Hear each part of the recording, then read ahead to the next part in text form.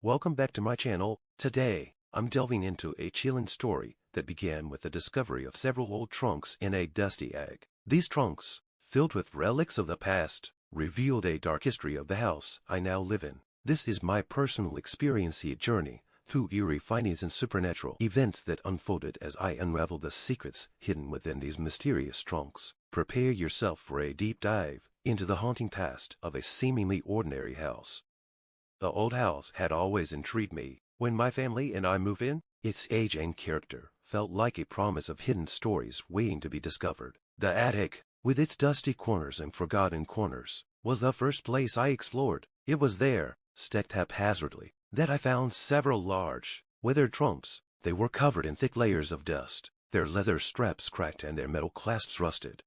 Excited by the prospect of uncovering something valuable or unique, I decided to open them. The first trunk was heavy and difficult to move, but with a creak and a groan, I managed to lift the lid. Inside, I found an assortment of personal items, faded photographs, delicate pieces of jewelry, and worn clothing. Each object seemed to be a snapshot of a past life, filled with untold stories.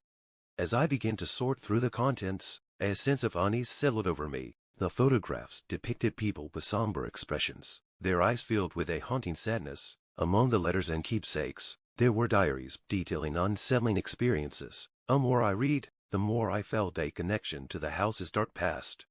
One diary, in particular, drew me in. It belonged to a woman named Eleanor, who had lived in the house decades earlier. Her entry spoke of ghostly apparitions, strange noises, and an overwhelming sense of dread that permeated her life. The descriptions matched my own experiences: cold spots in certain rooms, unsettling noises in the dead of night, and a feeling of being constantly watched.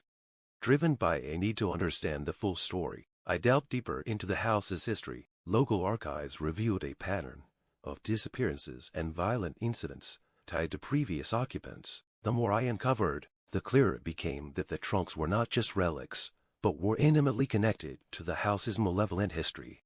One evening, I stumbled upon a reference to a missing photograph, a crucial piece of the puzzle. According to my research, this photograph might hold the key to understanding the house's haunting. I felt a growing sense of urgency and returned to the attic, determined to find it. As I ascended the creaky stairs, the atmosphere grew heavier. Shadows seemed to move on their own, and the temperature dropped noticeably. My flashlight flickered, casting erratic beams of light that danced across the dusty floor. I approached the trunks with a heightened sense of dread, searching for the elusive photograph. After hours of sifting through letters and keepsakes, I found a hidden compartment in one of the trunks. Inside was a small, weathered box. My heart raced as I carefully opened it, revealing the photograph I had been seeking. It depicted a group of people standing in front of the house, their expressions grim and haunted. Among them was a tall man with piercing eyes, his gaze fixed directly at the camera. He exuded an aura of authority and menace.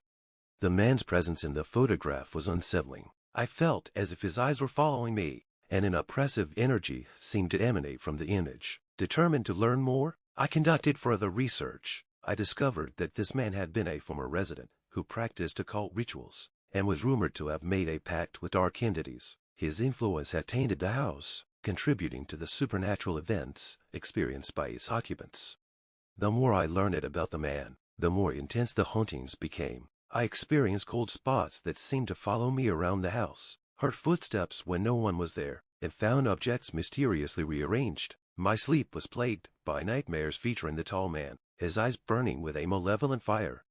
Feeling both terrified and compelled, I decided to confront the house's dark history directly. I planned a ritual to cleanse the house and break the curse that had plagued so many before me. Armed with knowledge from my research and a few sacred items, I prepared for the ritual with a sense of grim determination.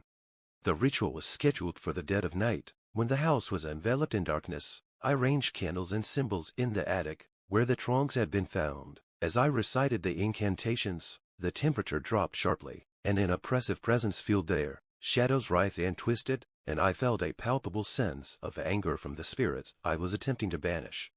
The ritual reached its climax as I chanted the final words. An ear-splitting howl echoed through the house, and the walls seemed to tremble. The force trying to resist my efforts was overwhelming, but I pressed on. Just as I feared I might be overpowered, the oppressive energy abruptly dissipated, leaving a heavy silence in its wake. Exhausted and shaken, I finished the ritual and left the attic. In the days that followed, the haunting phenomena gradually subsided. The shadows that had loomed over me seemed to retreat, and the house felt lighter, as if a great weight had been lifted. I had faced the darkness and emerged on the other side. The trunks remained in the attic, their secrets partially laid to rest. I chose to leave them as a testament to the house's dark history and the souls that had once inhabited it. The story of the trunks and the house became a haunting chapter in my life, a reminder of the power of the past and the enduring influence of those who had come before me. The darkness I had uncovered would forever linger in my memory, a testament to the unyielding grip of the supernatural and the strength needed to confront it.